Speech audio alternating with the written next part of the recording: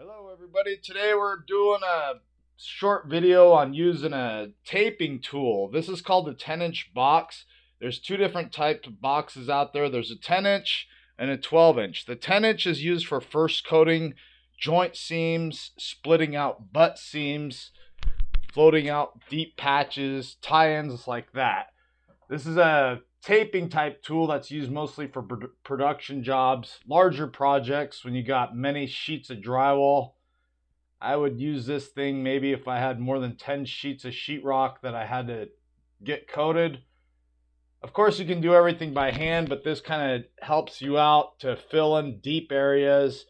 It gets the mud on nice and perfect, recessed joints. It just makes everything nice and clean. Basically, so you can get that first coat on everything that needs it, and then you can turn around and cross it off, second coat it, whatever you need to do, touch it up after this sets up.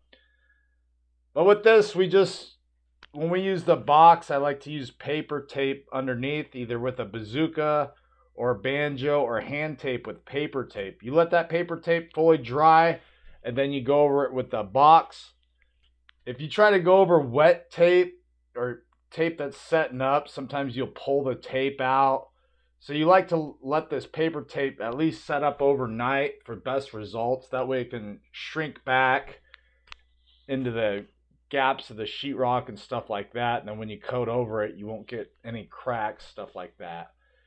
Basically, this box is meant for bigger jobs, like I said. They have settings on it. I think it's 1 through 6, 1 through 8.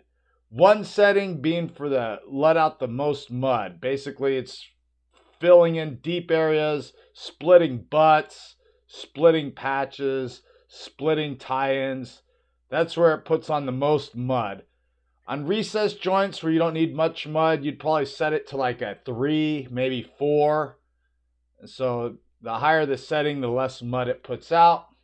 The only way to figure out the settings on your tools, just use it a few times and then you'll finally get it dialed in. This is not a tool that you would go out and buy because you need a pump, you need a box, you need a short handle, you may need a taller handle to reach ceilings. So this is more of a professional grade material for doing production drywall. Lucky for me, I have a new set, 10-inch box, 12-inch box, 2 handles and a pump, so that's why I'm trying to use this on the bigger job.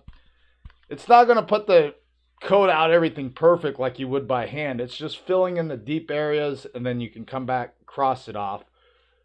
In production world, they just like to get everything first coated with a box. Everything's first coated, nails, everything, detail, everything has a first coat, and then they would go through the next day and sand everything with like 80 grit. And then they would do the same process again, but use a 12-inch box. 12-inch box is for second coating. And then you'd go through and get everything second coated, and then let that dry. And if need be, you can sand in between coats and then touch up. If stuff was really deep, you could probably follow through with a third coat. You'd probably only do that on butt joints, tie-ins, stuff like that. But basically, it's just to get the mud on the first coat, tape, second coat, finish. And then you could turn around and touch it up, do whatever you need to do. But it's a simple tool, just bought it. I'm very happy to use it on this job. Now I wish I had some bigger jobs to use it on. But it's a basic tool. Many types out there. They're very expensive, so it's not something you just go and buy. And you're only going to spend that money if you're going to actually use it and try to make some money with it or get something done, completed. But hey, thanks for viewing. Thanks for subscribing. Leave me a comment. Thank you.